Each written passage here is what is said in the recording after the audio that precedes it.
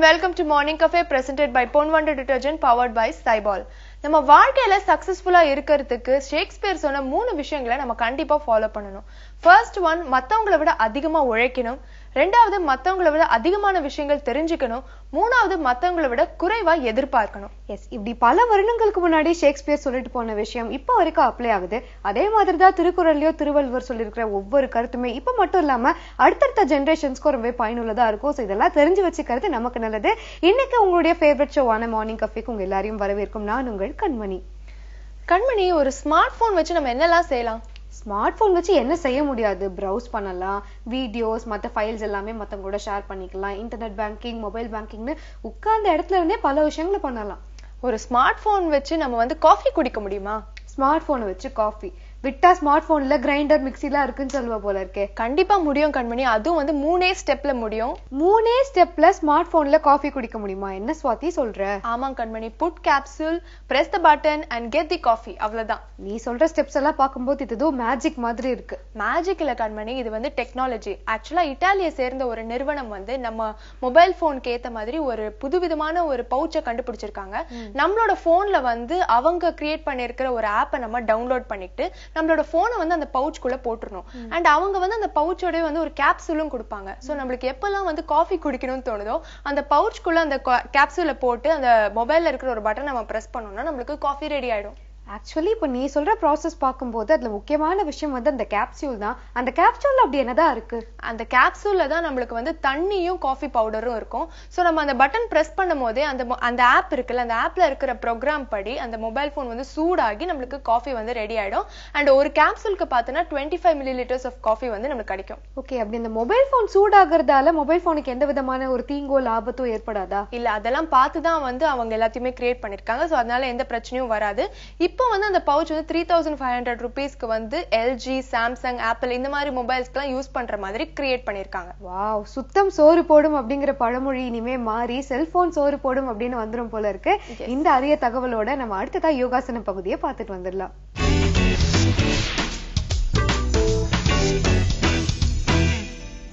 வணக்கம் நேர்களே, நான் கவிதா சத்யநாராயணன், கோஷப்பாவை யோகால இருந்து. இன்னைக்கு நம்ம பார்க்க போற பிராணாயம் ஷீதலி பிராணாயம் சொல்லுவாங்க. ஷீதலினா கூல், அதாவது சில்லுன்னு இருக்கிற ஒரு விஷயம்னா தான் ஷீதலின்னு சொல்லுவாங்க. ஸோ தண்ணி எப்படி சில்லா இருக்கும் அந்த மாதிரி. இப்போ உஷ்ணம் ஜாஸ்தி ஆயிடுச்சு, இப்போ சம்மர் சீசன் வேற, பாடியில உஷ்ணம் ஜாஸ்தி ஆகும். அந்த மாதிரி சமயத்துல ஷீதலி பிராணாயம் பெஸ்ட் பிராணாயம். ஸோ அந்த பிராணாயம் பண்ணும்போது உங்கள் பாடி ரொம்பவே கூல் ஆகும். எஸ்பெஷலி பெண்களுக்கு அடிவயிறு ரொம்பவே சூடாயிடும். மோர் குடிக்கலாம். ஸோ மோர் குடிக்கும்போது உங்களோட ஹீட்டு தனியும். வாட்டர்மெலன் சாப்பிடலாம். அந்த மாதிரி இருக்கும்போது உங்களோட ஹீட்டு தனியும். பட் காலையிலேயே இருக்க ஒரு 6-7 மணிக்கே உஷ்ணம் தெரிஞ்சிச்சுன்னா, வெயில் தெரிஞ்சிச்சுன்னா பாடியில இன்னும் ஒரு ஹீட் ரொம்பவே டெவலப் ஆகும். அந்த சமயத்துல ஷீதலி பிராணாயம் ஒரு பெஸ்ட் பிராணாயம். சம்மர் சீசன் மட்டும் இல்லை, எந்த சீசனா இருந்தாலும் உங்க பாடியில உஷ்ணம் ஜாஸ்தி ஆயிடுச்சு. நிறைய மென்ஸ் பாத்தீங்கன்னா வெளியே போறாங்க இல்லையா, ஹீட் டெவலப் ஆகும்போது கண்ணுல வீங்கும். அதாவது இங்க பஸ் வர்றது, இங்க கண்ணு வீங்குறது, அந்த பிரச்சனையெல்லாம் நிறையவே இருக்கும். ஸோ ஷீதலி பிராணாயம் பண்ணும்போது உங்க பாடியை நீங்களே கூல் பண்ணிக்கிறீங்க. ஸோ கூல் எப்படி இந்த பிராணாயமை வச்சு பண்ணலாம்? இந்த நாக்கை வெளியே எடுக்கணும். வெளியே எடுக்கும்போது அதான் விசில் அடிக்கிறதுக்கு ஃபோல்டு பண்றோம் இல்லையா, அந்த மாதிரி ஃபோல்டு அடிக்கணும். இந்த மாதிரி ஃபோல்டு அடிக்கும் போது நீங்க என்ன பண்ணணும்னா மூச்சை உள்ள வாயிலிருந்து வாங்க போறீங்க. அதாவது அந்த மாதிரி வாயில இருந்து வாங்கி மெதுவா நாக்க உள்ள தள்ள போறீங்க. மூக்குல இருந்து வெளியே உங்க மூச்சை விட போறீங்க மெதுவா. ஸோ இந்த மாதிரி பண்ணும்போது கைகள் சும்மா இருக்கு. ஸோ கைகள் சும்மா இருக்கக்கூடாது. ஏதாவது ஒரு பர்டிகுலர் முத்ரால இருந்தா அதோட எஃபெக்டும் சேர்ந்து இந்த ஷீதலி பிராணாயம்க்கு ஒரு பிளஸ் பாயிண்டா அமையணும். அப்போ என்ன பண்ணலாம், இதே சுண்டு விரலும் உன்னோட கட்டை விரலோட நுனி, ஏன்னா இது தண்ணி. ஸோ இந்த மாதிரி சுண்டு விரல் அண்ட் கட்டு விரலோட டிப்பை இப்படி வச்சுக்கிட்டு ஸ்ட்ரெயிட்டா நீங்க உட்காருங்க. உங்க மார்பு பகுதியை ஸ்லைட்டா முன்னாடி தள்ளுங்க. முதுகு தண்டு எப்பவுமே சீராக தான் இருக்கணும். முதுகு தண்டு சீரா இருந்தா பிராணாயம்ல உங்க மூச்சு உள்ள வெளியே போறதுக்கோ அதோட எஃபெக்டை 100% உங்க பாடியில கிடைக்கிறதுக்கோ ரொம்பவே ஹெல்ப்ஃபுல் பண்ணும். ஏன்னா பிராணாயம்ல ஒரு முக்கியமான ஒரு விஷயம் உங்களோட முதுகு தண்டு ஸ்ட்ரெயிட்டா இருக்கணும். அந்த மாதிரி சிட்டிங் போஸ்டர்ல முதுகு தண்டு ஸ்ட்ரெயிட்டா இருந்தாதான் உங்க பிராணாயமோட பெனிஃபிட்டும் உங்களுக்கு 100% கிடைக்கும். ஸோ சீதலி முத்ரா, சீதலி பிராணாயம் எப்படி பண்ணலான்னு பார்க்கலாம். அதேதான் உங்களோட சுண்டு விரல் கட்ட விரலோட நுனியை டச் பண்ணி உங்க மடி மேல வச்சு ஸ்ட்ரெயிட்டா உட்காந்து உங்களோட நாக்கை வெளியே வச்சு ஃபோல்ட் பண்ணி மூச்சு உள்ள இழுக்கணும். மூச்சு உள்ள இழுக்கும் போது மூக்கு வழியா உங்களோட மூச்சு வெளியே வரும். சோ மறுபடியும் ஒரு வாட்டி பண்ணலாம். நாக்கு வெளியே,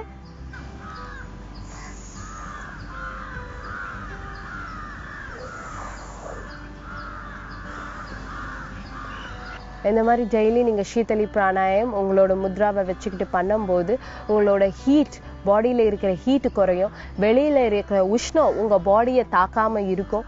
கண் இன்ஃபெக்ஷன்ஸ் இதுக்கெல்லாம் ஒரு நல்ல தீர்வு சீதலி பிராணாயம். சீதலி பிராணாயம் நீங்க மூச்சு உள்ள வெளியே இந்த மாதிரி நாக்கு வச்சு தள்ளி ப்ராக்டிஸ் பண்றீங்க.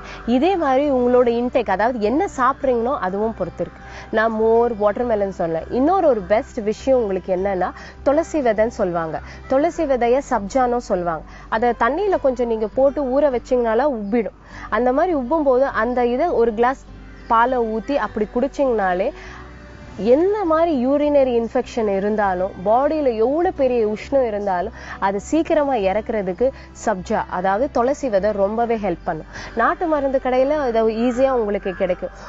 ஒரு சின்ன டீஸ்பூன் எடுத்து நீங்க தண்ணியில போட்டாலே போதும், அது ஊறி உப்பிடும். அந்த மாதிரி பல்ஜானதுக்கு அப்புறமா நீங்க அதை பாலையோ சில் பாலை ஊத்தி நீங்க கலந்து நீங்க குடிச்சீங்கன்னா என்ன ஆகும்னா உங்க பாடியில இருக்கிற உஷ்ணம் கரெக்டா குறையும். ஆனா சின்ன பசங்க இதை குடிக்க முடியாது. ஏன்னா சில பேருக்கு அந்த நட்டி ஃப்ளேவர் பிடிக்காது. அண்ட் எஸ்பெஷலி பிரெக்னென்ட் லேடிஸ்க்கு துளசி விதை is not good for health. So நீங்க அதை கன்சியூம் பண்றதை கம்ப்ளீட்டா அவாய்ட் பண்ணலாம். டாக்டர்ஸ் கிட்ட கேட்டாலும் அதை சொல்லுவாங்க, துளசி விதை உங்க உடம்புகளுக்கு ரொம்பவே நல்லதில்லை. ஸோ நீங்க இந்த ஹீட்டா இருக்கு, நான் சப்ஜாவை தண்ணியில ஊற வச்சு பாலை வச்சு குடிக்கிறேன் அப்படின்னா நீங்க கம்ப்ளீட்டா அவாய்ட் பண்ணுங்க. பெஸ்ட் சொல்யூஷன் உங்களுக்கு கேஸ்டர் ஆயில், அதாவது ஆமிதம் சொல்லுவாங்க. அந்த கேஸ்டர் ஆயில உங்க தொப்புள்ள, அதாவது நேவல்ல நீங்க ரப் பண்ணிட்டு உங்க அடிவயிறுல நீங்க தடவி வச்சீங்கனாலே பாடியில இருக்கிற உஷ்ணம் கண்டிப்பா குறையும். ஸோ நீங்க பிரெக்னென்ட் லேடிஸா இருந்தா நீங்க கேஸ்டர் ஆயில் யூஸ் பண்ணலாம், வாட்டர்மெலன் சாப்பிடலாம். ஆனா சப்ஜா கண்டிப்பா நீங்க அவாய்ட் பண்ணணும். ஸோ இன்னைக்கு சீதலி முத்ரா பாத்தீங்க. நாளைக்கு இன்னொரு முத்ராவோட நான் உங்களை சந்திக்கிறேன். ஸ்வாதி, செங்கல் சைஸ்ல இருக்கிற ஒரு செல்போன்ல ஆண்டனா வச்சுக்கிட்டு ஹலோ ஹலோன்னு கத்தி கத்தி பேசின காலம் எல்லாம் போய் இப்போ ஸ்மார்ட் போன்ல இருந்து காஃபி குடிக்கலாம் அப்படிங்கிற அளவுக்கு டெக்னாலஜியும் வளர்ந்துருச்சு, காலமும் மாறிடுச்சுல. ஆமா கண்மணி, நாளைக்கு செல்போன் எப்படி எல்லாம் மாறப்போகுது அப்படின்னு யோசிச்சு பார்த்தாலே ரொம்ப பிரமிப்பா இருக்குல்ல.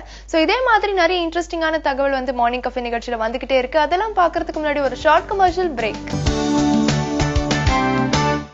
Welcome back to morning cafe. Swathi, நம்ம இந்தியன் ரயில்வே சிஸ்டம் ஒவ்வொரு நாளும் அதனுடைய பேசஞ்சர்ஸ்க்காக நிறைய பெனிஃபிட்ஸை கொடுத்துட்டே இருக்காங்க. அதே மாதிரி இப்ப அந்த லிஸ்ட்ல புதுசா இன்னொரு விஷயமா ஆட் ஆயிருக்கு. என்ன டிக்கெட் கடன் கொடுக்க போறாங்களா என்ன? எப்படி கரெக்டா கண்டுபிடிச்ச? நான் சும்மா கெஸ் பண்ணேன். நிஜமாதான் சொல்றியா? நிஜமாதான் சொல்றேன். மும்பைல இருக்கிற ஃபின்டெக் அப்படிங்கிற ஒரு நிறுவனத்தோட சேர்ந்து நம்ம ஐஆர்சிடிசி ஒரு அக்ரிமெண்ட் போட்டிருக்காங்க. அதுபடி ஐஆர்சிடிசி கஸ்டமர்ஸ்க்கு இ-பே லேட்டர் அப்படிங்கிற ஒரு பேமெண்ட் ஆப்ஷனை கொடுக்க போறாங்க. ஓகே, இதனால கஸ்டமர்ஸ்க்கு என்ன பெனிஃபிட் இருக்கு? அதாவது நம்ம ட்ரெயின் டிக்கெட் புக் பண்ணும்போது அதனுடைய பேமெண்ட் ஆப்ஷன்ஸ்லாம் நம்ம காட்டும்ல, credit card, debit card, net banking, இந்த மாதிரி ஆப்ஷன்ஸ் இருக்கும். அது கீழே புதுசா இப்போ இ-பே லேட்டர் அப்படிங்கிற ஆப்ஷனும் இருக்குமா. அந்த ஆப்ஷன் யூஸ் பண்ணி நம்ம டிக்கெட் புக் பண்றோம் அப்படிங்கிற பட்சத்துல உடனடியா பணம் கட்டணும் அப்படிங்கிற அவசியம் கிடையாது. அந்த ஆப்ஷன் யூஸ் பண்ணி நம்ம டிக்கெட் புக் பண்ண நாள்ல இருந்து 14 டேஸ் வரைக்கும் நமக்கு டைம் இருக்குமா. ஓகே, சரி. இந்த ஃபெசிலிட்டி வந்து எல்லாராலையும் யூஸ் பண்ண முடியுமா? எல்லாராலையும் யூஸ் பண்ண முடியாது. ஆப்வியஸ்லி இதுக்கும் பாத்தீங்கன்னா எலிஜிபிலிட்டிஸ் இருக்கு. ஸோ அதை எதை மையமா வச்சு அந்த எலிஜிபிலிட்டி கொடுக்குறாங்க அப்படின்னு பாத்தீங்கன்னா ப்ரீவியஸ் ஹிஸ்டரி எல்லாம் பார்ப்பாங்க. இதுக்கு முன்னாடி நம்ம புக் பண்ணிருக்கோமா, சரியா பே பண்ணிருக்கோமா, அதெல்லாம் பார்ப்பாங்க. அதுக்கப்புறம் நம்ம பேன் கார்டு, ஆதார் கார்டு, இந்த மாதிரியான ஐடி கார்ட்ஸ் எல்லாம் ரெஃபர் பண்ணிட்டு தான் நம்ம எலிஜிபிளா இல்லையா அப்படிங்கறத சொல்லுவாங்க. சூப்பர், நல்ல விஷயம் தான். ஏன்னா நம்மளுக்கு மந்த் எண்ட்ல வந்து டிக்கெட் புக் பண்ணணும், பட் நம்மளுக்கு வந்து காசு இல்ல அப்படின்னா நம்ம இந்த மாதிரி ஒரு ஃபெசிலிட்டி யூஸ் பண்ணி டிக்கெட் புக் பண்ணிக்கலாம். நம்மளுக்கு சேலரி வந்த உடனே நம்ம அதை ரீபே பண்ணிடலாம் இல்லையா? சரி, சூப்பரான ஒரு நியூஸ் சொல்லிருக்கேன். சோ அடுத்ததான் மார்னிங் கஃபேல வர பகுதியை பார்த்துட்டு வந்துடலாம்.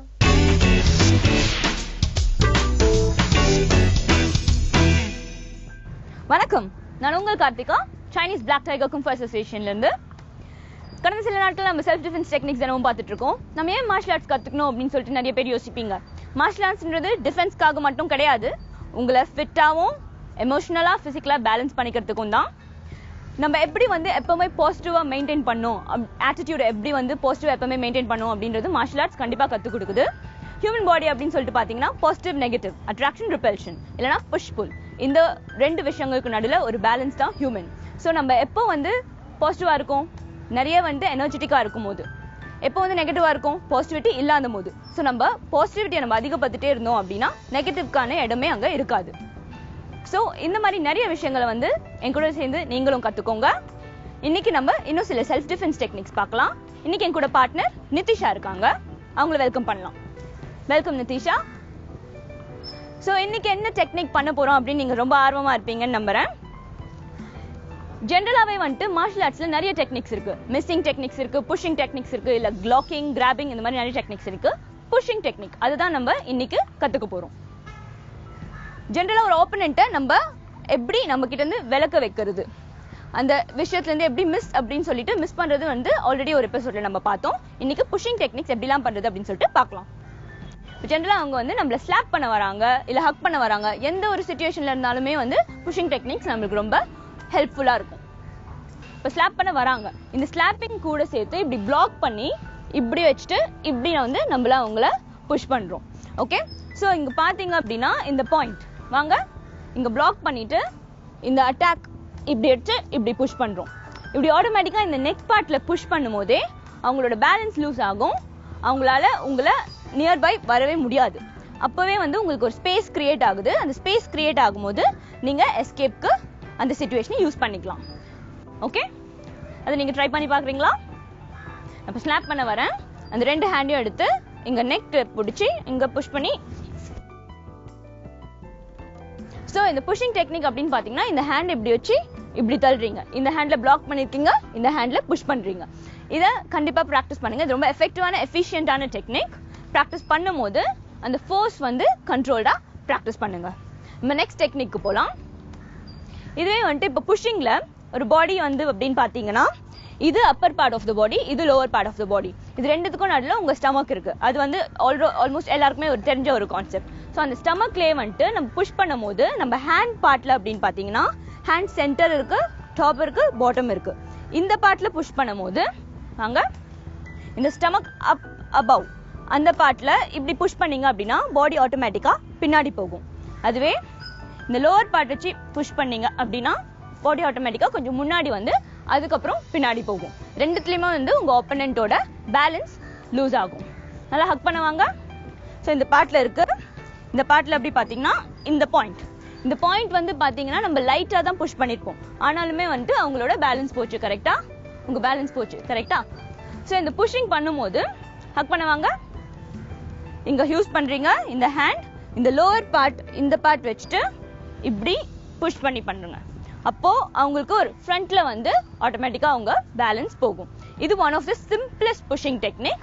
ஜஸ்ட் உங்க ஹேண்ட்ல இந்த 2 பார்ட் யூஸ் பண்ணி நீங்க புஷ் பண்ணி ட்ரை பண்ணுங்க. அடுத்த டெக்னிக் போலாம்.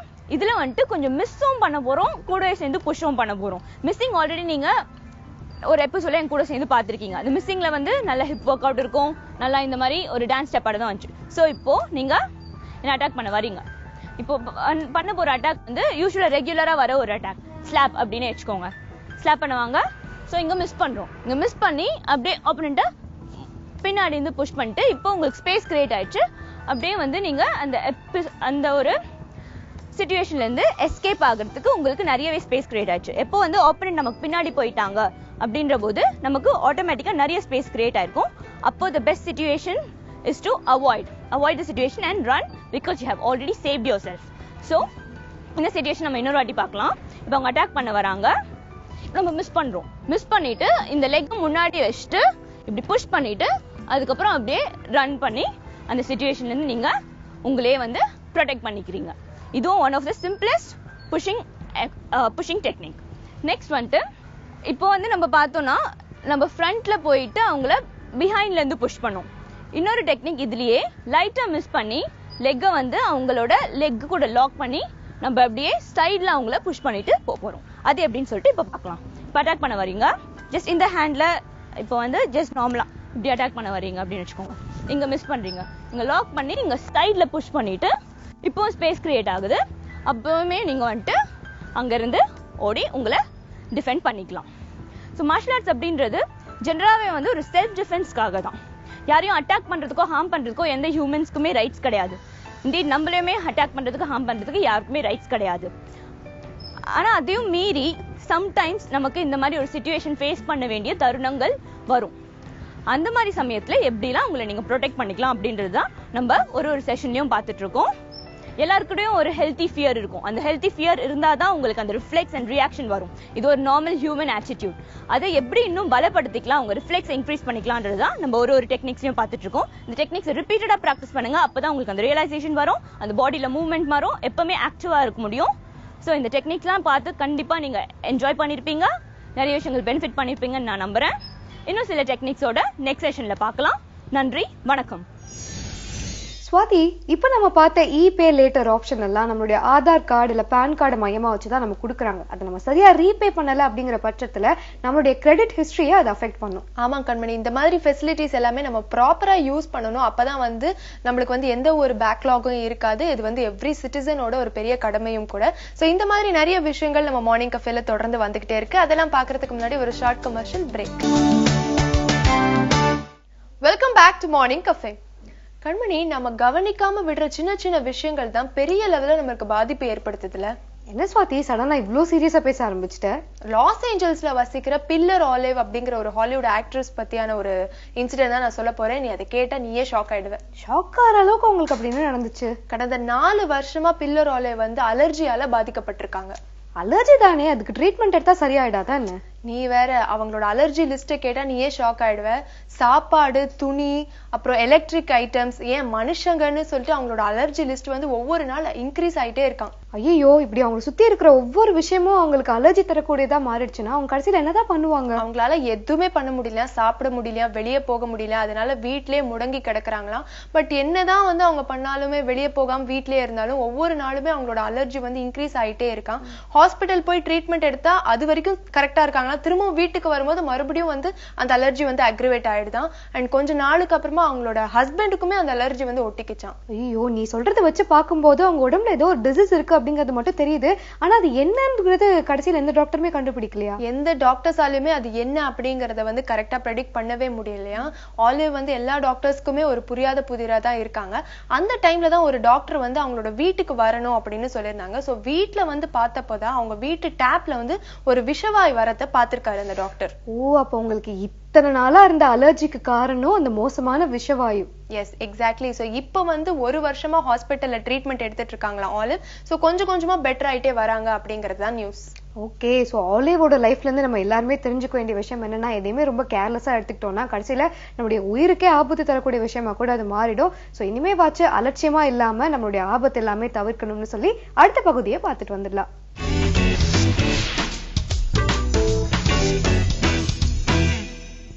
இன்னைக்கு நம்ம பேச போகிற topic sun allergies. So sun அலர்ஜினா என்ன, இது யாருக்கு வரும் அண்ட் எப்படி இதை தவிர்க்கலாம் அப்படிங்கிறது தான் நம்ம இன்னைக்கு டிஸ்கஸ் பண்ண போகிறோம். சன் அலர்ஜி அப்படிங்கிறது காமன் மேன்ஸ் டேர்ம். அதாவது நீங்கள் சொல்லும்போது யூல் சே ஓகே, எனக்கு வெளியே போகும்போது கொஞ்சம் அரிப்பு இருக்குது, இரிட்டேஷன் இருக்குது, இது ஒரு சன் அலர்ஜியாக இருக்குமா அப்படின்ட்டு. நாங்கள் இதை பார்க்கும்பொழுது நாங்கள் இதை வந்து பாலிமார்பஸ் லைட் இரப்ஷன் இல்லைன்னா PLE அப்படின்னு தான் வந்து கூப்பிடுறது. டெர்மட்டாலஜிஸ்டோட லாங்குவேஜில் சொல்கிறேன் நான். ஸோ இது வந்து ஏன் வருது அப்படின்னு பார்த்தீங்கன்னா, நிறைய பேருக்கு, சில பேருக்கு வரும், சில பேருக்கு வராது. இது எல்லாருக்குமே ஏன் வருது அப்படிங்கிறத சொல்கிறது நிறைய ரிசர்ச் பண்ணாங்க இதை பற்றி. இந்த சன்னோட லைட் நம்ம ஸ்கின்ல விழும்போது சில பேருக்கு மாத்திரம் அந்த நம்ம ஸ்கின்னோட ஒரு பகுதியே வந்து அலர்ஜிக்காக மாறி போயிடுது. அண்ட் நம்மளுக்கு நம்ம ஓன் இம்யூனிட்டியே நம்ம ஸ்கின்னோட அந்த பகுதிக்கு ஒரு அலர்ஜி ஒரு இம்யூனிட்டி ஒரு எதிர்ப்பு கொடுத்துக்குது. ஸோ இதுதான் வந்து it is called a hyper reactivity to our own skin. அப்படிங்கிறதுனால தான் வந்து இந்த அலர்ஜி செட்டின் ஆகுது உங்களுக்கு. இது எல்லாருக்குமே வருமா, இது எப்படி கண்டுபிடிக்கிறது ஒருத்தருக்கு வரும் அப்படிங்கிறது it's very difficult to find out. சில பேருக்கு அஃப்கோர்ஸ் ஒரு ஜெனட்டிக் அப்படிங்கிறது ஒன்று இருக்குது, ஃபேமிலியிலே சில பேருக்கு இருக்கிற ஒரு டெண்டன்சி இருக்குது. பட் இது ஒருத்தருக்கு வருமா, ஃபேமிலியிலே சில பேருக்கு இருக்கும், சில பேருக்கு இல்லாமல் இருக்கும். ஸோ இது வந்து ஏன் அப்படிங்கிறது சொல்கிறது ரொம்ப கஷ்டம். இந்த அலர்ஜி வந்து உங்களுக்கு எப்போ வருது அப்படின்னு பார்த்தீங்கன்னா, யூஸ்வலி இந்த அடிக்கிற வெயிலில், அதாவது அந்த 10 o'clock இந்த மார்னிங்லேருந்து 5 மணி வெயிலில் வந்து அதிகமாக போகிறவங்க எஸ்பெஷலி வந்து ரொம்ப எக்ஸ்போஸ், அதாவது வந்து சுத்தமாக ஒரு ப்ரொடெக்ஷனே இல்லாமல் ஒரு சன்ஸ்க்ரீன் இல்லாமல் போகிறவங்களுக்கு அதிகமாக வரும் உங்களுக்கு. அவங்க வந்து ஒரு நிமிஷம் வெளியே வெயில்ல, நாட் தட் வந்து அவங்க மணிக்கணக்காக இருக்கணும் அப்படிங்கிறது அவசியமே கிடையாது, ஒரு 5-10 நிமிஷம் வெயிலில் போனால் கூட வந்து அந்த அலர்ஜி அதிகமாக வர சான்ஸ் இருக்குது. ஸோ இந்த அலர்ஜி எந்த பார்ட்ஸில், எந்த பாடி பகுதியிலாம் வரும் அப்படின்னு பார்த்தீங்கன்னா, மோஸ்ட்லி எந்த எக்ஸ்போஸ் ஆகுதோ, அதாவது வந்து கையின்னா அந்த வெளிப்பகுதிகள், உள்பகுதி அவ்வளோ அஃபெக்ட் ஆகுது, ஏன்னா அது வெயிலில் வந்து படுறது இல்லை இல்லையா, இவ்வளோ கவர் ஆகிடுது. ஸோ வெளிப்பகுதிகள், face, neck, back, upper back, எங்கே வந்து நம்ம கிளாத் கவர் ஆகலையோ, நம்ம ட்ரெஸ்ஸு கவர் ஆகலையோ அந்த ஏரியாஸில் தான் மோஸ்ட்டாக வருது. குழந்தைங்கன்னு பார்க்கும்போது அவங்களுக்கும் இந்த ரியாக்ஷன் வரது உண்டு. எஸ்பெஷலி இந்த ஸ்போர்ட்ஸ் டே அப்படின்னு போவாங்க இல்லையா பசங்க, வெளியே வந்தோடனே பார்த்தீங்கன்னா அவங்களும் ஒரு 4 ஷேட் கருத்து போயிருப்பாங்க, முகத்தில் பார்த்தா ஃபுல்லாக வெள்ளை வெள்ளையாக வந்து ஒரு தேமல் மாதிரி, பட் இது தேமல் கிடையாது, ஒரு ஒயிட் பேட்ச் வந்து செட்டுன்னு ஆக ஆரம்பிக்கும். இதை வந்து எல்லாரும் என்ன மிஸ்டேக் பண்ணிப்பாங்கன்னா, ஏதோ ஒரு நியூட்ரிஷன் டெஃபிஷியன்சி இல்லைனா வந்து ஏதோ வேர்ம் இன்ஃபெஸ்டேஷன் இப்படின்னு தான் காமனாக வந்து பீப்புள் வில் மிஸ்டேக். பட் இது ஆக்சுவலி பார்த்தீங்கன்னா it is a Sun reaction. இது ஒரு மைல்ட் ஃபார்ம் ஆஃப் எக்ஸிமா கூட உண்டு. அண்ட் சில குழந்தைங்க, ஆஸ்மேட்டிக் குழந்தைங்களுக்கு இது அதிகமாகவும் வர சான்ஸ் இருக்குது. இந்த சன் அலர்ஜி வந்து ஒன்லி எக்ஸ்போஸ் பார்ட்ஸில் தான் வரும்னு எப்போவுமே சொல்ல முடியாது. சில பேருக்கு ரொம்ப சிவியர் அலர்ஜி இருக்கும்பொழுது ட்ரெஸ் கவர்ட் பார்ட்ஸில் கூட வர சான்ஸ் இருக்குது. இது எப்படி இருக்கும் பார்க்குறதுக்கு அப்படின்னா, யூஸ்வலி சின்ன குரு மாதிரி இருக்கும். அது வந்து ஒரு என்ன சொல்கிறது, குரூப்டாக ஒரு வெள்ளை கலர் ஒரு பேட்ச்சில் இருக்கிற ஒரு அப்பியரன்ஸ் கொடுக்கும். எப்பவுமே பார்த்தீங்கன்னா அங்கங்கே உங்கள் கண்ணுக்கு பார்க்குறதுக்கு ஒயிட்டாக ஒரு பேட்ச் இருக்கிற மாதிரி இருக்கும். சில பேருக்கு ரொம்ப சிவியர் ரியாக்ஷன் இருக்கிறவங்களுக்கு கொப்பளம் மாதிரி கூட வர சான்ஸ் இருக்குது. ஸோ இப்படி ஒரு பயங்கர கொப்பளம், ஒரு சிவியராக வந்து உங்களுக்கு ஒரு பயங்கர சன் பேர்ன் மாதிரி வந்துருச்சுன்னா, then it is definitely time to go see a dermatologist. Don't wait, immediately go to your skin specialist and take a consultation. இது எப்படி அவாய்ட் பண்ணலாம், இந்த சன் அலர்ஜி எப்படி நம்ம வந்து அவாய்ட் பண்ணலாம் அப்படின்னு பார்த்தீங்கன்னா, ப்ரிஃபரபிளி நம்ம உங்களோட ரொட்டீன் டே டு டே ஆக்டிவிட்டீஸில் change it a little bit. Especially நம்ம இப்போ சம்மரில் இருக்கோம், வெயில் ரொம்ப அதிகமாக தான் இருக்குது உங்களுக்கு. 10 மணிலேருந்து 4-5 மணி வரைக்கும் உங்கள் ஆக்டிவிட்டீஸ் எல்லாம் ரெஸ்ட்ரிக்ட் பண்ணிக்கோங்க. ஆஃபீஸ் போகிறதா இருந்தால் அதுக்கு முன்னாடி கிளம்பி போயிடுங்க. And even if suppose okay அந்த டைமில் தான் ஆஃபீஸ் போக முடியுது அப்படிங்கிற பட்சத்தில் உங்களோட க்ளோத்ஸை வந்து நல்ல ப்ரொடெக்டிவ் க்ளோத்ஸை போட்டுக்கோங்க. ஸ்லைட்லி திக்கர் மெட்டீரியலாக போடும்போது உங்களுக்கு அந்த சன்லைட் வந்து உள்ளே போக சான்ஸ் குறைஞ்சிரும் உங்களுக்கு. அண்ட் கொஞ்சம் அந்த வீவ் ஆஃப் கிளாத், அதை எப்படி வந்து நெஞ்சிருக்காங்கன்னா அது கொஞ்சம் க்ளோஸ் வீவ் இருக்கிற கிளாத்தாக போட்டுக்கோங்க. அண்ட் ஸ்லைட்லி கொஞ்சம் ஒரு டார்க்கர் ஷேட்ஸாக போட்டிங்கன்னா அது ஈஸியாக ரிஃப்ளெக்ட் பண்ணிடும் லைட், அதை அப்சார்பே பண்ணாது. ஸோ இதுவும் நீங்கள் பண்ணலாம். அண்ட் அஃப்கோர்ஸ் இப்போ வந்து அம்ப்ரெல்லாங்கிறது கண்டிப்பாக இருக்க வேண்டிய விஷயம். ஒரு கொடை பிடிச்சிட்டு போங்க, ஹேட், கேப்ங்கிற இந்த மாதிரி ஏதாவது போட்டுக்கோங்க. அண்ட் ஆல்வேஸ் யூஸ் சன்ஸ்க்ரீன், ரொம்ப முக்கியம். எல்லாத்துக்கும் மேலே சன்ஸ்க்ரீன் கண்டிப்பாக யூஸ் பண்ணணும். சன்ஸ்க்ரீன்லேயே 2 பகுதி இருக்குங்க, அதாவது 2 டைப்ஸ் இருக்குது. கெமிக்கல் சன்ஸ்க்ரீன் இருக்குது, ஃபிசிக்கல் சன்ஸ்க்ரீன் இருக்குது. கெமிக்கல் சன்ஸ்க்ரீன்ஸ் வந்து நம்ம யூஸ்வலாக எல்லாருமே வந்து காமனாக யூஸ் பண்ணிட்டு இருக்கிற சன்ஸ்க்ரீன் தான் கெமிக்கல் சன்ஸ்க்ரீன். அதில் இருக்கிற ஒரு பகுதி அந்த கெமிக்கல்ஸ் என்ன பண்ணணும்னா சன்லைட்டை அப்சார்ப் பண்ணிட்டு அதை வந்து வெளியே விடும்போது கம்மி ஸ்ட்ரென்த்தில் விடும் வெளியே. வேறஸ் ஃபிசிக்கல் சன்ஸ்க்ரீன்ஸ் தான் நீங்கள் பார்த்தீங்கன்னா கிரிக்கெட்டர்ஸ்லாம் நிறைய யூஸ் பண்ணுவாங்க, வெள்ளை கலராக இருக்கும் ஃபேஸில் போடுறது. இப்போ வர ஃபிசிக்கல் சன்ஸ்க்ரீன், அதாவது zinc oxide, titanium di oxide, இந்த மாதிரி வேரியஸ் பார்ட்டிகல்ஸ் இருக்கிறது மைக்ரோ ஒரு நானோ பார்ட்டிகல்ஸாக தயாரிக்கிறாங்க. ஸோ அந்த ஒரு ஒயிட் எஃபெக்டே இல்லாமல் அது எப்படி வெயில் நம்ம அந்த சன்ஸ்க்ரீனை வந்து அடிக்குதோ இம்மீடியட்டாக ரிஃப்ளெக்ட் பண்ணிடும். So people with severe sun allergies ரொம்ப அதிகமாக இருந்துச்சுன்னா ஃபிசிக்கல் சன்ஸ்க்ரீனை ப்ரிஃபர் பண்ணுங்க, at least for the summer time. And one more thing is, நிறைய பேர் இப்போ வந்து ஹாலிடேஸ் போகிறவங்க இருக்காங்க இல்லையா. ஹாலிடேஸ் போகிறவங்க ஆப்வியஸ்லி நம்ம ஹாட் கிளைமேட்லேருந்து இன்னும் கூல் கிளைமேட்டுக்கு தான் போவாங்க. நிறைய பேர் வந்து வின்டர் எங்கெல்லாம் இருக்கோ, இப்போ வந்து ஒரு என்ன சொல்கிறது, சிக்கிம், கேங்டாக் அந்த மாதிரி ஸ்னோ இருக்கிற ஏரியாஸ், இல்லைனா வந்து உங்களுக்கு ஸ்விஸ் அந்த மாதிரி ஒரு அப்ராட் போகிறவங்க நிறையவே வந்து ஸ்னோ இருக்கிற ஏரியாஸாக பார்த்துட்டு போவாங்க. ஒன்று மாத்திரம் நீங்கள் ரொம்ப தெளிவாக புரிஞ்சுக்கணும், சன் எல்லா இடத்துலையுமே இருக்குது. இன்னைக்கு க்ளவுடியாக இருக்குது, இன்னைக்கு சன் இல்லை, இன்னைக்கு வந்து நான் ஸ்னோ இருக்கிற இடத்துக்கு போகிறேன் அதனால வந்து எங்கள் சன் இல்லைன்ட்டு நீங்கள் நினைக்கவே கூடாது. எல்லா இடத்துலையுமே சூரிய வெளிச்சம் இருந்துக்கிட்டு தான் இருக்குது. அண்ட் எஸ்பெஷலி ஒரு பக்கத்தில் இப்போ ஸ்விம்மிங் போகிறீங்க இல்லை ஸ்னோவில் போகிறீங்க அப்படிங்கும்போது அதுலேருந்து ரிஃப்ளெக்ட் ஆகிற சன்லைட் எப்போவுமே வந்து இன்னும் ஸ்ட்ராங்கராக இருக்கும், இன்னமும் ஜாஸ்தியாக ரியாக்ஷனும் கொடுக்கறது உண்டு. So always wear your sunscreen no matter where you are in the world and no matter how the climate is that day. It does not matter, day டைமில் சன்ஸ்க்ரீன் போட்டாகணும், அது வந்து ரூல். ஸோ நீங்கள் அந்த ரூலை பிரேக்கே பண்ணாதீங்க. ஸோ அது தவிர வந்து என்ன பண்ணலாம் அப்படின்னு பார்த்தீங்கன்னா, like I said, wear loose clothes, wear protective clothes நிறைய போட்டுக்கோங்க. And make sure that you don't step out of your office or your house after 10 AM இந்த மார்னிங். அடிக்கிற சன்லைட்டில் போகாதீங்க. இது எல்லாத்துக்கும் மேலே one important thing that you have to do when you want to look for sun protection or you want to make sure that நீங்கள் ஒரு sun reaction வராமல் இருக்கணும் அப்படிங்கிறது, like I said, wear your sunscreen on. So இது எல்லாமே வந்து you can continue to do. இதுக்கு மேலே வந்து உங்களுக்கு சர்டன் பீப்புள் என்ன பண்ணுவாங்க அப்படின்னு பார்த்தீங்கன்னா, உங்களுக்கு சன்ஸ்கிரீன் போடுவாங்க. பட் ஆனால் ஆஃப்டர் தேவ் ஸ்வெட், எல்லாருமே ஸ்வெட் ஆகிறோம் இல்லையா, நிறைய ஸ்வெட் ஆனோடனே அந்த சன்ஸ்கிரீனோட எஃபெக்ட் போயிடுது உங்களுக்கு. இல்லை ஸ்விமிங் போயிட்டு வெளியே வரீங்க அப்படிங்கும் போது சன்ஸ்கிரீன் வந்து வாஷ் அவுட் ஆகிடும். So if you going for a swim, make sure that using a water resistant sunscreen and வந்து ஸ்வெட் ரெசிஸ்டன்ட் சன்ஸ்கிரீனும் யூஸ் பண்ணிக்கோங்க. Sunscreen has to be repeated every 3 hours if it's a chemical sunscreen. இதுவே ஒரு physical சன்ஸ்கிரீனாக use பண்ணுறீங்க, நான் சொன்ன மாதிரி zinc oxide அந்த மாதிரி இருந்துச்சுன்னா அது 5 மணி நேரத்துக்கு நல்ல ப்ரொடெக்ஷன் கொடுக்கும் உங்களுக்கு. ஸோ இதெல்லாம் பண்ணி make sure that you protect yourself from the sun and its harmful rays. And also that உங்களுக்கு why do I be in such a hot climate இன்னைக்கு அப்படின்னு பார்த்தீங்கன்னா it is because of lack of trees இல்லையா. மரம் செடி கொடி ரொம்ப கம்மியாக இருக்கிறதுனால தான் the radiation is more today. So make a pledge to at least plant 1 tree in a month. Teach your child the same thing. அப்போதான் நம்ம we will head towards a better world to live in, and all these effects of the sun will become good effects rather than bad effects. இன்னும் one thing, நிறைய பேர் வந்து ரொம்ப வந்து பயப்படுவாங்க என்னன்னா, நான் நிறைய சன்ஸ்கிரீன் போட்டேன்னா எனக்கு விட்டமின் டி டெஃபிஷியன்சி வந்துட்டுமா டாக்டர், இது நான் எப்படி வந்து நான் வந்து ஐ வாண்ட் ஹேவ் எனி சன்னோட எனக்கு பெனிஃபிட்ஸே வராது அப்படின்ட்டு. See there is something called conditioning. அதாவது வந்து இப்போ அதுதான் லேட்டஸ்ட். இது இப்போ உங்களுக்கு கண்டினியூஸாக தொடர்ந்து சன் அலர்ஜிஸ் இருந்துகிட்டே இருக்குது அப்படிங்கிற பட்சத்தில் நீங்கள் வந்து ஒரு 8 o'clock to 10 o'clock இருக்கிற சன்னில் 10 or 15 minutes a day இருக்கலாம், தப்பு கிடையாது.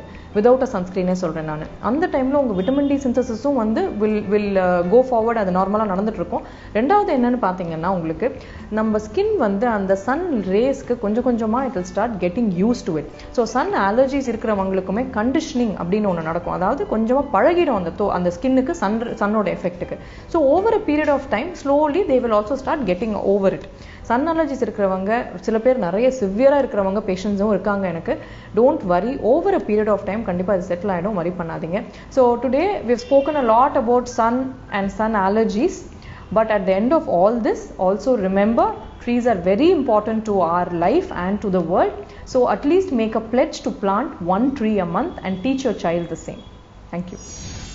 ஸ்வாதி, நம்ம சுற்றுப்புற சூழலை எவ்வளவு கவனமா பராமரிக்கணும் அப்படிங்கறத ஆக்ட்ரஸ் ஓலேவோட லைஃப்ல இருந்து கத்துக்கிட்டோம். ஆமா கண்மணி, இந்த மாதிரி விஷயங்கள்ல எப்படி கவனமா இருக்கணும் அப்படிங்கறத நம்ம வியூவர்ஸ்க்கு அடிக்கடி நம்ம சொல்லிக்கிட்டே இருக்கலாம். சோ மார்னிங் கஃபேல நம்ம தொடர்ந்து பேசலாம். அதுக்கு முன்னாடி ஒரு ஷார்ட் கமர்ஷியல் பிரேக்.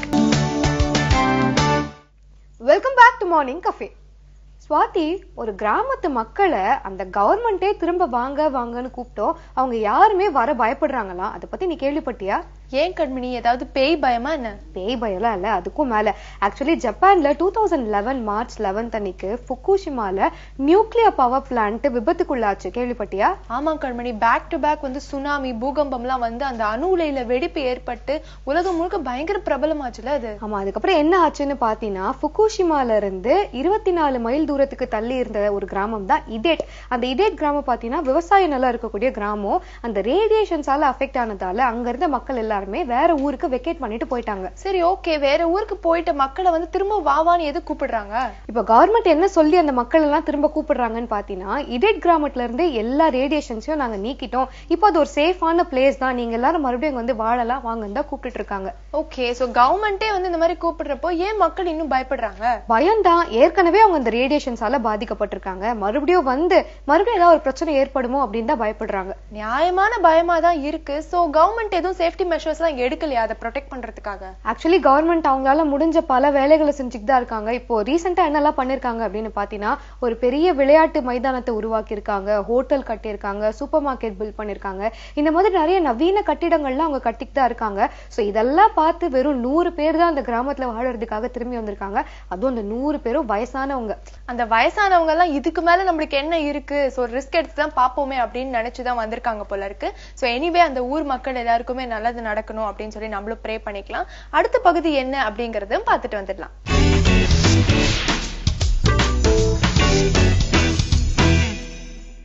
வணக்கம். ஔவையார் அருளியது நல்வழி, ஆத்திசூடி, கொன்றைவேந்தன், மூதுரை அப்படிங்கிற மாதிரி நல்வழின்னு ஒன்று. நல்வழியில் மொத்தம் 40 பாடல்கள் இருக்கிற, இல்லை 40 செய்யுள்கள் இருக்கின்றன. மூதுரை 30, நல்வழி 40 அப்படிங்கிறது தான் பொதுவாக சொல்லக்கூடிய வாக்கியம். அப்படின்னா என்ன அர்த்தம்? 40 செய்யுள் பாக்கள் இருக்கு. இந்த 40ல் இந்த 33வது செய்யுள் மிகவும் அற்புதமான ஒரு செய்யுள், நல்வழியில் வருது. அது அதைத்தான் இன்னைக்கு நம்ம பார்க்க போகிறோம். வெட்டனவை மெத்தனவை வெல்லாவாம். ரொம்ப கஷ்டமான பாடல் இது. என்னென்னு, பொதுவாகவே ஔவையார் எல்லா பாடலும் மிகவும் எளிமையாக இருக்கும். அதனால் இது மிகவும் கடினமான ஒரு பாடலாக இது அமைந்திருக்கிறது. அதனால தான் நம்ம இன்னைக்கு எடுத்திருக்கோம். வெட்டனவே மெத்தனவே வெல்லாவாம், வேழத்தில் பட்டு உருவும் கோல் பஞ்சில் பாயாது, நெட்டிருப்பு பாறைக்கு நிற்குவிடா பாறை, பசுமரத்தின் வேருக்கு நிற்குவிடும் அப்படிங்கிறது தான் இந்த பாடல்.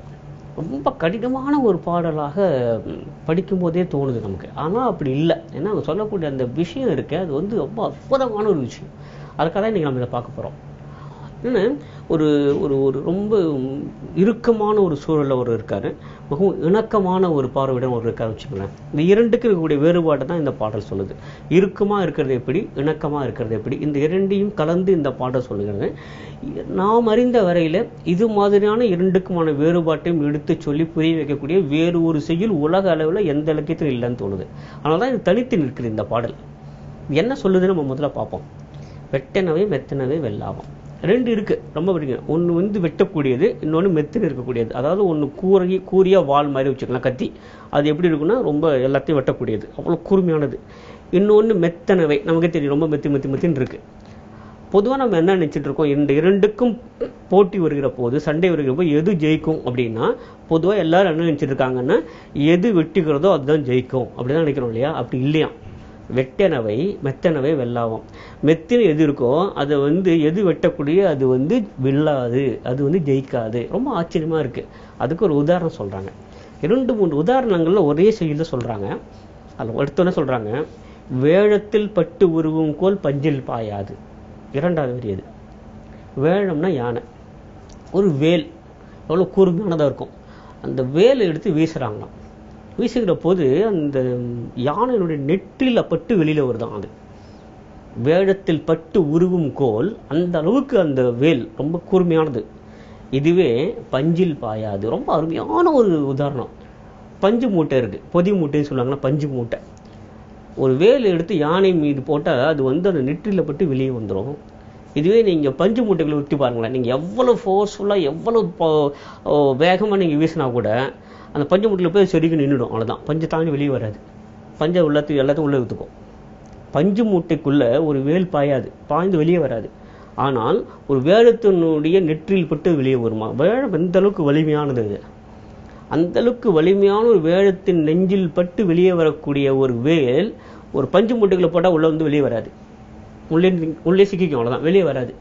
என்ன ஒரு அருமையான ஒரு தத்துவம் பாருங்க. அது இதுக்கு அடுத்து சொல்றாங்க, நெட்டிருப்பு பாறைக்கு நிற்கு விடா பாறை, பசுமரத்தின் வேருக்கு நிற்கு விடும் அப்படின்னு. அது என்னென்ன, ஒரு கடினமான ஒரு பாறை இருக்கு, ஒரு மலையில் இருக்கக்கூடிய ஒரு பாறை. அதில் ஒரு கடப்பாறை வச்சு போட்டு குத்துறோம். எவ்வளோ கடினமான ஒரு உரைப்பாளையாக இருந்தாலும் போட்டால் கூட நமக்கே தெரியும். அது கடப்பாறை அதில் போய் பட்டு அப்படியே வெளியே தெரிக்கும். அப்படி செய்த பாறை உடைக்கவே முடியாது. அவ்வளோ கஷ்டமான ஒரு பாறை. கடப்பாறைக்கு கொஞ்சம் கூட வழிவிடாத அந்த ஒரு பாறையில் அப்படியே ஔவையார் சொல்கிறாங்க, அருமையாக இருக்குது கேட்கும்போதே. அந்த மாதிரி இருக்கக்கூடிய ஒரு பாறையில் அப்புறம் வெளியிலேருந்து பார்த்தா அந்த மலையில் அந்த ஒரு பாறையிலேருந்து ஒரு செடி ஒன்று முளைச்சிருக்கான் சின்னதாக. நம்ம எல்லாத்தையும் பார்த்துருக்கோம், மலையில் வந்து நிறைய மரங்கள்லாம் வளர்ந்துருக்குன்னு பார்க்குறோம். ஒரு பாறையில் ஒரு சின்ன ஒரு செடி ஒன்று முளைச்சிருக்கும், சிலுவிண்டு ஒரு சின்ன செடி ஒன்று துளிர் விட்டுருக்கு. இப்போ ஔவையார் சொல்கிறாங்க, என்ன கடப்பாறையை போட்டு குத்துனா கூட அது வந்து உடைக்கவே முடியல. ஆனால் இது நீங்கள் பார்த்தீங்கன்னாக்கா இந்த செடி இருக்குல்ல, சின்ன துளிர், அதுவும் ரொம்ப துளியுண்டு. அதனுடைய வேர் இன்னும் எவ்வளோ மெலிசாக இருக்கும் பாருங்கள். அதுக்கு என்ன வலிமை இருக்கும் அந்த வேருக்கு. அது எப்படி இந்த பாறைக்குள்ளே போச்சு? கடப்பாறையான குத்துனா கூட உள்ளே போக முடியல. ஆனால் ஏதேனும் ஒரு துளிர் விடக்கூடிய ஒரு செடியினுடைய வேர் எப்படி உள்ளே போகும்? வேர் போகாமல் எப்படி அது துளிர்க்கும்? ஆக உள்ள வேறு இருக்கு. ஆக இந்த மரத்துக்குள்ளே துளை போட்டு உள்ளே செல்லக்கூடிய அளவுக்கு வலிமை எப்படி அதுக்கு வந்தது? எவ்வளோ ஒரு ஆச்சரியமான ஒரு விஷயம் பாருங்களேன். இப்போ 3 விஷயங்கள் சொல்லிட்டாங்க அவங்க. என்னென்ன, யானையின் நெற்றியில் பட்டு வெளியே வரக்கூடிய வேல் பஞ்சு மூட்டையில் போட்டால் உள்ளே போகாது, வெளியே வராது, அப்படியே போய் மாட்டிக்கும், சிக்கிக்கும், வெளியே வர முடியாது. அதே மாதிரி என்னதான் கடப்பாறையை வச்சு நம்ம குத்துனாலும் நம்மளால பாறையை வெடிக்க முடியாது. ஆனால் அதே பாறையில் ஒரு சின்ன பசும் தளிர் உள்ள வேர் விட்டுருக்குமோ, அதுக்கு வந்து அதுக்கு வழி கொடுக்குமோ. என்ன சொல்றாங்க அப்படின்னா, ரொம்ப அருமையான ஒரு செய்தி பாருங்களேன். நாம் எந்த அளவுக்கு எதிர்க்கிறோமோ அந்த அளவுக்கு நாம் தோற்று போவோம். எந்த அளவுக்கு நாம் இறுக்கமாக இருக்கிறோமோ அந்த அளவுக்கு நம்ம தொற்று போகிறோம். ஏன்னா யானைக்கு எதிர நீங்கள் வேல் விடுகிற போது அந்த யானை சும்மா இருக்குமா? அது நிச்சயமாக வந்து எதிர்க்க தான் செய்யும். ஆனால் அந்த எதிர்ப்பை தாண்டி உள்ளே போயிடுகிறது. ஆனால் பஞ்சு அப்படி கிடையாது. நீங்கள் வேல் அனுப்புறீங்களா, அனுப்புங்க, பரவாயில்ல, அப்படியே தன்னை உள்ளே இழுத்துக் கொள்கிறது. அதுக்குள்ளே அப்படியே அமைக்கிது, அவ்வளோதான். யார் என்ன சொன்னாலும் அதை நீங்கள் உள்வாங்கி கொண்டால் அது உங்களை பாதிக்கவே பாதிக்காது. அதற்கு எதிரே நீங்கள் எதிர்வினை ஆற்ற வேண்டும் என்று சொன்னால்தான் அது நிச்சயமாக பாதிப்பை உண்டாக்கும். அதாவது ரெசிஸ்ட் பண்ணுறது, ஆங்கிலத்தில் சொன்னாலும் சில பேருக்கு புரியும். ரெசிஸ்ட் பண்ணுறது, ஒரு விஷயத்தை சொல்லுகிற போது அதை நாம் ரெசிஸ்ட் பண்ணுகிற போது, அது எதிர்க்கிற போது தான் அதற்கு வலிமை கூடுகிறது. அவர் எது சொன்னாலும் நான் உள்வாங்கிக் கொள்ள முடியும் அப்படின்னு சொன்னால் எந்த ஒரு பாதிப்பும் வரப்போறதில்லை, இணக்கமாக போகிறது. ஆக இறுக்கமாக இருப்பதற்கும் இணக்கமாக இருப்பதற்கும் என்ன வித்தியாசம்? ஒரு பாறை மிகவும் இறுக்கமாக இருக்கிறது, ஏன்னா கடப்பா இருப்பது குத்தணும், உள்ளே போக மாட்டேங்கிறது. ஆனால் ஒரு பசு மரத்தினுடைய சின்ன ஒரு விதை, ஏதோ ஒரு பறவை கொண்டு வந்து போட்ட விதை, அது உள்ளே போகிற போது இரண்டும் இணங்கி போகிறது, உள்ளே வந்து அது வேறுவிடுது. ஆக எந்த அளவுக்கு நாம் இறுக்கமாக இருக்கிறோமோ, எந்த அளவுக்கு எதிர்ப்பு காட்டுகிறோமோ அந்த அளவுக்கு பாதிப்புகள் அதிகம். இல்லை எல்லாத்தையும் உள்வாங்கிக்கலாம், எல்லாத்தையும் வாங்கிக்கலாம், ரொம்ப ஃப்ளெக்சிபிளாக இருந்தால் வச்சுங்களேன், பாதிப்பே இருக்காது. இன்னும் பஞ்சு முட்டிக்குள்ளே ஒரு வேல் போனால் என்ன பெரிய பாதிப்பு வந்துட போகுது? ஒன்றுமே இல்லை. ஆக நாம் எதிர்ப்பு உணர்ச்சியுடன் ஒரு வேடத்தை போல் நின்று கொண்டு இந்த வேலை உள்வாங்கி கொள்ள போகிறோமா, அல்ல ஒரு பஞ்சு மாதிரி எது கொடுத்தா உள்ள வாங்கி கிரகிச்சு வச்சுப்போம் அப்படிங்கிற மாதிரி எல்லாம் ஃப்ளெக்சிபிளாக இருக்க போகிறோமா, இணக்கமாக இருக்க போகிறோமா? இதுதான் விஷயம், வேற ஒன்றுமே இல்லை. வெட்டனவை மெத்தனவை வெல்லாவாம், வேடத்தில் பட்டு வருவும் கோல் பஞ்சில் பாயாது, நெட்டிருப்பு பாறைக்கு நெக்கிவிடா பாறை பசுமரத்தின் வேருக்கு நெக்கிவிடும். ஆக இணக்கமாக இருந்தால் எல்லாவற்றையும் உள்வாங்கிக் கொள்ள முடியும், இறுக்கமாக இருந்தால் எதிர்ப்புகள் வரத்தான் செய்யும். மீண்டும் சந்திப்போம். நன்றி, வணக்கம். சுவாதி, 1000 நன்மைகள் இருந்தாலும் அணு உலைகள் மூலமா அது ஈக்குவலான ஆபத்துகளும் இருக்குல்ல? ஆமா கண்மணி, எப்பவுமே 2 பக்கமே ஷார்ப்பா இருந்தா அது ஆபத்து தான். அதை நம்ம நல்லாவே புரிஞ்சு வச்சுக்கணும். சோ இதே மாதிரி நிறைய தகவல்கள் மார்னிங் கஃபேல வந்துட்டே இருக்கு. அதெல்லாம் பாக்குறதுக்கு முன்னாடி ஒரு short commercial break. Welcome back to morning cafe. Kanmani, Poorni மாதிரி நம்ம எல்லாருமே இருந்துட்டா நம்ம நாட்டுல தண்ணி பஞ்சமே வராது, தெரியுமா? யாரு சுவாதி பூர்ணி? நீ யார பத்தி பேசுற? மதுரை எலிஸ் நகரை சேர்ந்த ஃபர்ஸ்ட் ஸ்டாண்டர்ட் படிக்கிற ஸ்டூடெண்ட் தான் பூர்ணி. அந்த பொண்ணு பண்ணிருக்கிற விஷயத்த பார்த்து நீ கேள்விப்பட்டேன்னு வச்சுக்கோ, பயங்கரமா ஷாக் ஆயிடுவேன். ஷாக் ஆயிடுவேன்னா அப்போ நீ சொல்றது படி பார்த்தா பூர்ணி ரொம்ப டேலண்டடான கேர்ள். பேச்சு போட்டி, பாட்டு போட்டின்னு அப்படியே எல்லாத்துலயுமே கலக்கி இருப்பாங்க போல இருக்கே. அதுதான் கிடையாது. வாட்டர் ரிசோர்சஸ் எப்படி நம்ம இம்ப்ரூவ் பண்ணணும், அதை எப்படி ஸ்ட்ராங் பண்ணணும் அப்படிங்கறத வந்து ஒரு டிராயிங்கா வரைஞ்சு எக்ஸிபிஷனா நடத்திட்டு இருக்காங்களாம். ஃபர்ஸ்ட் ஸ்டாண்டர்ட் படிக்கிற ஒரு சின்ன பொண்ணுக்கு இவ்வளவு சமூக அக்கறையா? ஆமா, அதுக்கு முக்கிய காரணம் அவங்களோட அப்பா சூரியகுமார் தான். சோ வாட்டர் ரிசோர்சஸ் பத்தி அவர் சொன்ன கதைகளை வந்து பேஸா வச்சுட்டு பூர்ணி வந்து டிராயிங் எல்லாம் வரைஞ்சிருக்காங்க. அண்ட் இந்த டைம்ல பார்த்தோன்னா நம்ம தமிழ்நாட்டுல எவ்வளவு வந்து வாட்டர் ஸ்கேசிட்டி இருக்கு. சோ இந்த மாதிரி டைம்ல எக்ஸிபிஷன் வச்சோம்னா வந்து எல்லா மக்களுக்குமே ஒரு அவேர்னஸ் கிரியேட் ஆகும் அப்படின்னு சொல்லி பூர்ணி வந்து இந்த அவங்களோட டிராயிங் எல்லாத்தையுமே வந்து எக்ஸிபிஷனா வச்சிருக்காங்க. சோ அதுக்கு முக்கிய காரணம் பார்த்தோன்னா அவங்களோட அப்பா சூரியகுமார் தான். சூப்பர் சுவாதி. இப்ப இருக்கக்கூடிய இளைய தலைமுறைகள் எல்லாமே இவ்வளவு தெளிவா இருந்து மத்தவங்களுக்கு அவேர்னஸும் கிரியேட் பண்றாங்க அப்படிங்கிறது நிஜமாவே நல்ல விஷயம் தான். இவங்களால அவங்களுடைய ஃபியூச்சர் மட்டும் இல்லாம மத்தவங்களுடைய ஃபியூச்சரும் பிரைட் ஆகிறதுக்கான வாய்ப்பு இருக்கு. இந்த நல்ல தகவலோட அடுத்த பகுதியை பார்த்துட்டு வந்துடலாம்.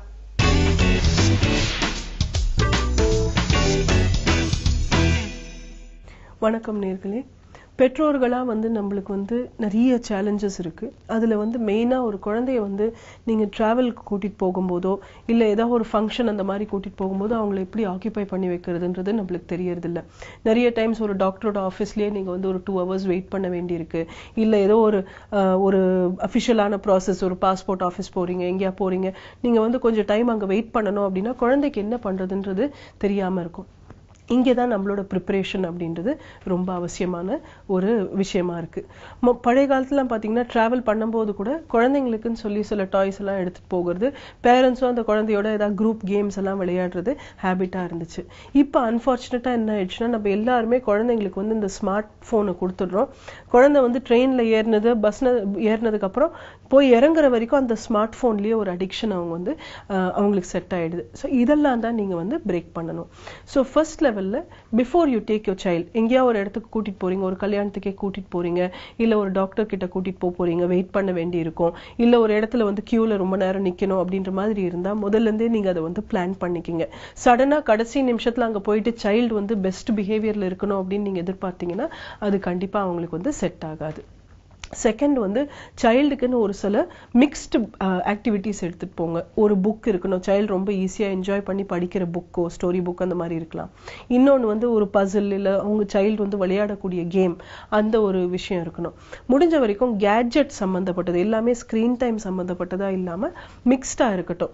ஒரு 4-5 விஷயம் கண்டிப்பா சைல்டோட இருக்கணும். போகிறதுக்கு முன்னால குழந்தைகிட்ட முதலியே சொல்லிடுங்க, கண்ணு நம்ம ட்ரெயின்ல போறோம், அது வந்து 4 மணிக்கோ இல்ல 8 மணிக்கோ, எத்தனை மணிக்குன்றது கண்டிப்பா வரும், கொஞ்சம் லேட்டா வந்தாலும் வரும், நம்ம இதுல இங்க போறோம், அதுல இந்த ஸ்டேஷன்ஸ் எல்லாம் வரும் அப்படின்ற மாதிரி அந்த ஜேர்னியை பத்தி இருக்கக்கூடிய விஷயங்கள் எல்லாம் கொஞ்சம் சைல்டோட டிஸ்கஸ் பண்ணுங்க. முடிஞ்சா ஆன்லைன்ல உங்களுக்கு வந்து பிக்சர்ஸ் கிடைச்சதுன்னா, கண்ணு இந்த மாதிரி வயல் இருக்கும் சைட்ல, நம்ம அதை தேடி பார்க்கலாம், அப்புறம் இது இருக்கும் அப்படின்னு சொல்லி நீங்களே கொஞ்சம் அதுல வந்து ரிசர்ச் பண்ணி பிக்கப் பண்ணிக்கலாம். இதை வந்து தேவை இருந்தா ஒரு பிரிண்ட் அவுட் மாதிரி கூட எடுத்துட்டு, சரி நம்ம இங்க வந்து சென்னையில ஏறிட்டோம், நம்ம வந்து மதுரை வரைக்கும் போறோம், போற வழியில இந்த ஊர்லாம் வரும், இந்த ஊர்லாம் வரும்போது நம்ம டிக் பண்ணலாம். ஒரு மேப் இருந்தா, கொஞ்சம் ஓல்டர் சைல்டு மேப் பார்க்கக்கூடிய லெவல்ல இருந்தா நீங்க மேப் கூட இது பண்ணி, இல்ல உங்களோட முடிஞ்ச வரைக்கும் கேட்ஜெட் வேண்டாம், பட் அந்த சைல்டை வந்து பாரு இந்த இடத்துக்கு வந்துட்டோம், இந்த இடத்துக்கு வந்துட்டோம், இது எத்தனை கிலோமீட்டர் டிராவல் பண்ணிருக்கோம், டோட்டலா எத்தனை கிலோமீட்டர் ஆயிருக்கு, இந்த மாதிரி நீங்க வந்து அந்த சைல்டோட எவ்ரி மினிட் வந்து அந்த சைல்டோட நீங்க வந்து நல்லா என்கேஜ் ஆகலாம். சைல்டு கொஞ்ச நேரம் தூங்கலாம், கொஞ்ச நேரம் சாப்பிடலாம், கொஞ்ச நேரம் விளையாடலாம், பட் மெயினா வந்து தன்னை சுத்தி இருக்கக்கூடிய இடத்துல எப்படி அவங்க வந்து பிஹேவ் பண்றாங்க அப்படின்றது வந்து என்ஜாய் பண்ணட்டும். அதே போல ஒரு ட்ரெயின்ல போகும்போது நம்மளோட பர்சனல் இன்ஃபர்மேஷன் யார்கிட்டையும் கொடுக்க கூடாது அப்படிங்கறதையும் மாடல் பண்ணுங்க. பிளஸ் சைல்டு கிட்டயும் சொல்லணும், கண்ணு அங்க நிறைய பேர் இருப்பாங்க, அவங்க பிஸ்கெட்டோ ஏதோ ஒண்ணு கொடுத்தா கூட நம்ம வாங்கிக்க கூடாது, ஏன்னா இதெல்லாம் நம்மளோட சேஃப்டிக்கு தேவையானது. ஸோ இதெல்லாம் வந்து நிஜமாவே லைஃப் ஸ்கில்ஸ் வந்து டெவலப் பண்றதுக்கு ஒரு ரொம்ப அழகான எக்ஸ்பீரியன்ஸா இருக்கும். இதே நீங்க டாக்டர் கிட்ட கூட்டிட்டு போறீங்க, ரெகுலர் செக்அப் இல்ல வேக்சினேஷன்னா, முதல்லயே சைல்டுக்கு வந்து உண்மையை சொல்லி கூட்டிட்டு போங்க. முதல்லயே நீங்க பொய் சொல்லிட்டீங்க அப்படின்னா, நீங்க ஒரு தடவை அங்க கூட்டிட்டு போய் பொய் சொல்லிட்டீங்க அப்படின்னா 2வது தடவை உங்களை நம்பவே மாட்டாங்க. நிறைய டைம் என்கிட்ட சில்ட்ரன் கவுன்சிலிங் கூட்டிட்டு வரும்போது பேரண்ட்ஸ் சொல்லுவாங்க, ஒரு ஆண்டியை பார்க்க போறோம், எனக்கு அவங்கள ஸ்கூல்ல இருந்து தெரியும் அப்படின்னு வந்த உடனே அவங்க வந்து கம்ப்ளைண்ட்ஸ் சைல்டை பத்தி சொன்ன உடனே, மா நீ என்ன பொய் சொல்லி தானே கூட்டிட்டு வந்த, இனிமேல் நான் வரமாட்டேன், நான் உன்னோட கோஆபரேட் பண்ண மாட்டேன்னு கோவம் வந்துடும். முதல்ல இருந்தே குழந்தைங்களுக்கு கிட்ட பொய் சொல்றதை வந்து அவாய்ட் பண்ணிட்டு உண்மையை வந்து எவ்வளவு தூரத்துக்கு அவங்களால புரிஞ்சுக்க முடியுமோ அது சொல்லி கூட்டிட்டு போங்க. அதே மாதிரி அங்கிருந்து வரத்துக்கு உங்களுக்கு கண்ட்ரோல் இருக்கு. இப்போ ஒரு கல்யாணத்துக்கே போறீங்க, 1 மணி நேரத்துல உங்களால வந்துட முடியும் அப்படின்னா, முடிஞ்ச வரைக்கும் சைல்டு கிட்ட சொல்லிடுங்க, கண்ணு நம்ம போறோம், அங்க வந்து 1 மணி நேரம் இருப்போம், நான் வந்து வாட்ச் இந்த டைம்ல வந்து நான் கூட்டிட்டு வந்துருவேன் அப்படின்றத சொல்லிட்டு அதை வந்து அவங்களுக்கு ஃபாலோ பண்ணுங்க. இந்த மாதிரி நிறைய அனுபவங்கள்ல வந்து உங்களோட அவங்க வந்து என்ஜாய் பண்ணி பழகுனாங்க அப்படின்னா, அவங்க இந்த ஸ்மார்ட் போனோ கேட்ஜெட்டையோ மட்டும் என்டர்டெயின்மெண்ட்டுக்கு யூஸ் பண்ண மாட்டாங்க.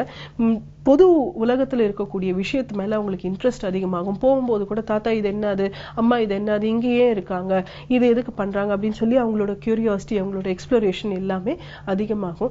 இதெல்லாம் வந்து லாங் டேர்ம்ல அவங்களோட சிந்தனைகளை வளர்த்துறதுக்கும் அவங்களோட கான்சென்ட்ரேஷனை வளர்த்துறதுக்கும் மோஸ்ட் இம்பார்ட்டன்ட் அவங்களோட திறமைகள், அவங்களோட ஸ்கில்ஸ், இது ரெண்டுத்துமே டெவலப் பண்றதுக்கு நல்ல ஒரு ஹேபிட்டா செட் ஆகும். அதே போல புது இடங்களுக்கு உங்க குழந்தைங்களை கூட்டிட்டு போறீங்கன்னா, முதல்ல இருந்தே அங்க என்னென்ன எதிர்பார்க்கலாம் அப்படின்றதும் சொல்லிடுங்க. குறிப்பா நீங்க ஷாப்பிங் அந்த மாதிரி எல்லாம் போகும்போது கூட முதல்ல இருந்தே சைல்டை வந்து ப்ரிப்பேர் பண்ணிக்கோங்க. ஏன்னா நிறைய டைம்ஸ் பெற்றோர்கள் வந்து சந்திக்கக்கூடிய ஒரு பெரிய சவால் என்னன்னா, ஒரு டிபார்ட்மெண்டல் ஸ்டோரோ இல்ல மாலுக்கோ போயிடுறோம், அங்க போனதுக்கு அப்புறம் குழந்தை வந்து பிடிவாதம், எனக்கு கண்டிப்பா இது வேணும், எனக்கு அது வேணும் அப்படின்னு சொல்லி அவங்க வந்து பிடிவாதம் பிடிக்க ஆரம்பிச்சிடுறாங்க. ஸோ முதல்ல இருந்தே சைல்டை வந்து ப்ரிப்பேர் பண்ணிக்கோங்க. இப்போ ஒரு மால்க்கோ ஷாப்பிங் ஆர்கேடுக்கோ போறீங்க அப்படின்னா, நம்ம வந்து கண்ணு இந்த டைம் போவோம், இந்த டைம் வருவோம், இந்த திங்ஸ் பண்ணலாம், இவ்வளவுதான் நம்ம ஸ்பெண்ட் பண்ண போறோம் அப்படின்றதெல்லாம் உங்க சைல்டுக்கு வந்து கிளியரா முதல்லயே சொல்லிடுங்க. இது சொல்லிட்டு போகும்போது உங்க சைல்டு ஃபர்ஸ்ட் டைம் கோஆபரேட் பண்ணாங்க அப்படின்னா அதை வந்து நல்லா அலோவ் பண்ணுங்க. அந்த கோஆபரேஷன் இல்லை அப்படின்னா செகண்ட் டைம் நீங்க வந்து போகும்போது சைல்டை வந்து வீட்டில் யார்ட்டையா விட்டுட்டு போங்க. ஏன்னா அவங்களுக்கு தே ஷுட் நோ இந்த மாதிரி மிஸ்பிஹேவ் பண்ணா அதுக்கு உண்டான விளைவுகள் இருக்கும் அப்படின்றதும் அவங்களுக்கு தெரியும். ஸோ தெரியணும். மோஸ்ட் இம்பார்ட்டன்ட், இப்போ டிபார்ட்மெண்டல் ஸ்டோருக்கே நீங்க போறீங்க, ஸோ மார்க்கெட்டிங் லெவல்ல பாத்தீங்க அப்படின்னா பில்லிங் கவுண்டர்ல தான் கண்டிப்பா குழந்தைக்கு பிடிச்ச விஷயத்தெல்லாம் வச்சிருப்பாங்க. ஒரு சாக்லேட்டோ இல்ல ஒரு சைல்டு வந்து கண்டிப்பா பிடிவாதம் பிடிச்சு கேட்பாங்க அப்படிங்கிற விஷயத்த அங்க வச்சிருப்பாங்க. நம்மளுமே என்ன பண்ணிருப்போம்னா, அங்க பில்லிங் கவுண்டர் வந்திருப்போம், 3 பேர் நம்மளுக்கு பின்னால இருக்காங்க, குழந்தை திடீர்னு பிடிவாதம் பிடிக்குதுன்னா அங்கிருந்து நம்ம எஸ்கேப் ஆகிறதுக்கு சரி இந்தா வச்சுக்கோ அப்படின்னு சொல்லிட்டு நம்ம வாங்கி கொடுத்துறோம். இதை ஒரு தடவை செஞ்சுட்டோம் அப்படின்னா குழந்தை வந்து நெக்ஸ்ட் டைமும் இதையே வந்து எதிர்பார்த்துட்டு இருப்பாங்க. ஸோ அதனால வந்து ஆஸ் அ பேரண்ட் நீங்க வந்து அந்த விளைவுகளும் அவங்கள வந்து வந்து ஃபேஸ் பண்ண வைங்க. ஸோ இந்த ஒரு தடவை வந்து பில்லிங் கவுண்டர்ல வந்துட்டு ரொம்ப மிஸ்பிஹேவ் பண்ணிட்டாங்க அப்படின்னா நெக்ஸ்ட் டைம் ஒரு தடவை வீட்டில் விட்டுட்டு போங்க. ஒரு பேரண்ட் மட்டும் ஷாப்பிங் போயிட்டு வந்துருங்க. ஸோ சைல்ட் மஸ்ட் நோ நான் வந்து மிஸ்டேக் பண்ணேன்னா இந்த விளைவுகள் இருக்கும் அப்படின்னு. இது போக உங்களால விட்டுட்டு போக முடியல அப்படின்னா நீங்க வந்து ஒரு ஷாப்பிங் லிஸ்ட் மாதிரி கொடுத்து, கண்ணு நான் ஒரு லிஸ்ட் வச்சிருக்கேன், நீ ஒரு லிஸ்ட் வச்சிருக்க, 2 பேரும் வந்து யார் ஃபர்ஸ்ட் முடிக்கிறாங்கன்னு பார்க்கலாம் அப்படிங்கிற லெவலுக்கு நீங்க அதை வந்து ஒரு விளையாட்டா மாத்தி விட்டு ஃபர்ஸ்ட் வந்துட்டோம் அப்படின்ற லெவல்ல கூட அவங்களை வந்து என்கேஜ் பண்ணலாம். ஸோ மெயினா நம்ம புரிஞ்சுக்க வேண்டியது, ஒரு சைல்டை வளர்த்தும் போது ஈஸியான சொல்யூஷன்ஸ் கிடையாது. ஒரு சைல்டுக்கு ஒர்க் ஆகுறது இன்னொரு சைல்டுக்கு ஒர்க் ஆகாது. ஆனா அதே சமயத்துல ஒரு சில சிச்சுவேஷன்ஸ்ல நம்ம கண்டிப்பா ப்ரோஆக்டிவா இருக்கணும். முதல்லயே முடிவுகள் எடுத்து முதல்லயே ஆக்ஷன்ஸை வந்து நம்ம பிளான் பண்ணிக்கணும். நம்ம சரியானபடி பிளான் பண்ணிக்கல அப்படின்னா குழந்தை விஷயத்துல நிறைய பிடிவாதம் வந்துடும். அந்த பிடிவாதம் வந்து சின்ன சின்ன விஷயங்கள்ல ஸ்டார்ட் ஆகும். ஒரு டீனேஜ் முடியும் போது ரொம்ப பெரிய விஷயங்கள்ல இருக்கும். உங்களுக்குள்ள கருத்து வேறுபாடு இருக்கும். எப்பவுமே ஒரு வெளியிருந்து ஒரு நபர் வந்துதான் அதை வந்து சரிப்படுத்துற அளவுக்கு அந்த உறவு வந்து ரொம்ப ஒரு காம்ப்ளெக்ஸ் ஆயிடும். ஸோ அதனால பிகினிங்ல இருந்து இந்த மாதிரி சின்ன சின்ன விஷயங்கள்ல உங்களோட சைல்டு என்ஜாய் பண்றதுக்கு டைமும் செட் பண்ணுங்க. அதே போல அவங்கள வந்து ஆக்கியூபை பண்றதுக்கும் ஆக்டிவிட்டிஸ் வச்சிருங்க. இது இருந்ததுனாலே உங்களுக்குள்ள இருக்கக்கூடிய உறவு மட்டும் இல்ல, குழந்தைக்கு உண்டான ஸ்கில்ஸும் சரி ரொம்ப அழகா டெவலப் ஆகும். இன்னைக்கு நம்ம மார்னிங் கஃபேல வழக்கம் போல நிறைய சுவாரஸ்யமான பகுதிகளை பார்த்தோம். இன்னைக்கு ஷோ உங்க எல்லாருடைய மனசுக்கும் பிடிச்சமான ஷோவா இருந்திருக்கும்னு நாங்க நம்புறோம். இதே மாதிரி அடுத்த மார்னிங் கஃபே நிகழ்ச்சியில உங்களை சந்திக்கும் வரை உங்களிடமிருந்து விடைபெறுவது ஸ்வாதிஷ்டா மற்றும் கண்மணி. இது உங்கள் morning cafe, presented by Pond Wonder detergent, powered by Saibol.